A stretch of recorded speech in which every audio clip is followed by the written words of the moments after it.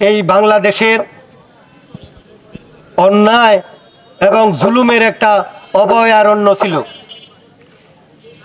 বিশেষ করে খুনি ফ্যাসিস্ট হাসিনা সরকার অধিষ্ঠিত হওয়ার পর থেকে সবচেয়ে বেশি আক্রান্ত হয়েছে আমাদের টেক্সটাইল সেক্টর। গ্যাস ছিল না, বিদ্যুৎ ছিল না, এবং সেই ঘাটতি এখনো পর্যন্ত প্রতিটা কারখানায় বয়ে বেড়াচ্ছে, যেটার ফলাফল সরাসরি এসে পড়ছে আমাদের টেক্সটাইল ইঞ্জিনিয়ারদের মধ্যে।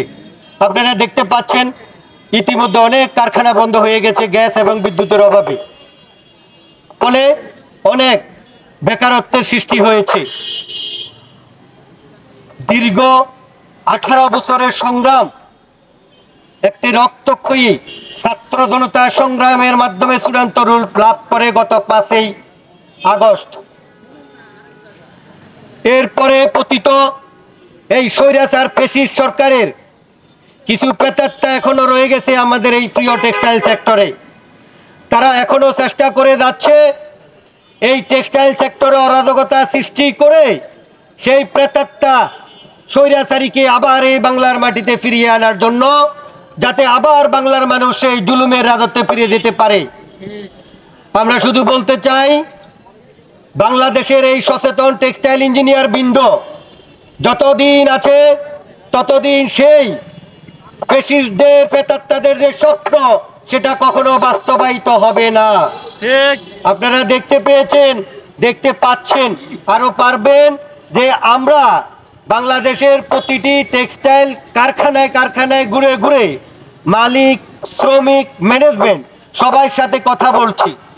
তাদেরকে ভরসা দিচ্ছি, নিকটস্থ আইন শৃঙ্খলা রক্ষা বাহিনীর সাথে কথা বলছি, যাতে কারখানা উৎপাদন কার্য ব্যাহত না হয়। ঠিক দুঃখের বিষয়, আমরা শ্রমিকদের সাথে কথা বলে জানতে পারলাম শ্রমিকরা জানেই না কিসের আন্দোলন হচ্ছে, অথচ এই ফ্যাসিস্টদের ফেট কিছু এজেন্ট আমাদের কারখানাগুলোকে ধ্বংস করে দিচ্ছে। ঠিক সেই কিছু এজেন্ট আমার মনে হয় আমাদের এটিটিতেও আছে। না হলে যার বাড়ি শেরপুর নয়, শেরপুরে সে বিগত এক যুগে যায়নি, সেইখানে বাদী তাকে চিনে না, সেখানে কিভাবে সে মামলার আসামি হয়? দুজন আমাদের ইঞ্জিনিয়ার, ফরহাদ এবং ইলিয়াস। আপনারা টেক্সটাইল ইঞ্জিনিয়ার উপস্থিত আছেন, সবাই অত্যন্ত বিদগ্ধ। আপনাদের নিকট বিচার দিচ্ছি, আপনাদের বিবেকের নিকট বিচার দিচ্ছি। আপনারা তো এখন কথা বলতে পারছেন। এই যে সোহেল এবং ফরহাদ, ইলিয়াস আক্রান্ত হওয়ার পরে আমরা এই রাস্তায় নেমে এসে, আপনারা টেক্সটাইল ইঞ্জিনিয়ার সবাই এতক্ষণ কথা বলেছেন, আমরা শুনেছি, কথা বলেননি আপনারা? কিন্তু এমন একটা সময় গিয়েছে, দীর্ঘ সময় গিয়েছে, এই নাজমুল ভাই বিএনপি করে সেই অপরাধে তার ফ্যাক্টরি থেকে বের করে দেওয়া হচ্ছে। আশরাফ মাহমুদ, তাকে ফ্যাক্টরি থেকে বের করে দেওয়া হয়েছে। জুয়েল রানা বের করে দেওয়া হয়েছে। মিঠুনকে বের করে দেওয়া হচ্ছে। এরকম নাম বললে কয়েক হাজার বলা যাবে। রাস্তায় দাঁড়িয়ে বলতেও পারে না যে এদের চাকরি চলে গেছে। সেই দিনও আমাদেরকে মোকাবেলা করতে হয়েছে।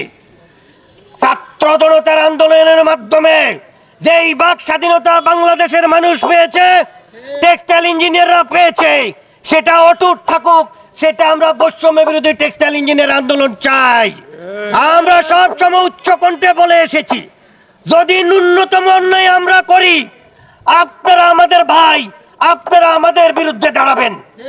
আর যতক্ষণ আমরা ন্যায়ের পক্ষে আছি, আমাদের টেক্সটাইল ইঞ্জিনিয়ারদের চাকরি, আমাদের টেক্সটাইল ইঞ্জিনিয়ারদের ব্যবসা, আমাদের টেক্সটাইল ইঞ্জিনিয়ারদের নাগরিক সুবিধা যতক্ষণ পর্যন্ত না নিশ্চিত হচ্ছে, বৈষম্য বিরোধী টেক্সটাইল ইঞ্জিনিয়ার আন্দোলনের নেতৃত্বে এটিটি সহ টেক্সটাইল সেক্টরে যত সংগঠন আছে সবগুলা সমন্বয়ভাবে এই রাজপথে থাকবো ইনশাল্লাহ।